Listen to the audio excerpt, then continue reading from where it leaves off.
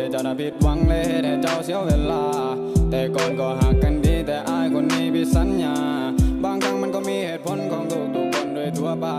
ใช้ชีวิตกันเป็นประจำอาจจะมีเหตุหนึ่งหรือเหตุใดเมื่อก่อนเป็นคนบอกพอและอยากให้เจ้าเริ่มต้นใหม่นับเวลาต่อจากนี้อาจจะเป็นคนดีจงเชื่อใจ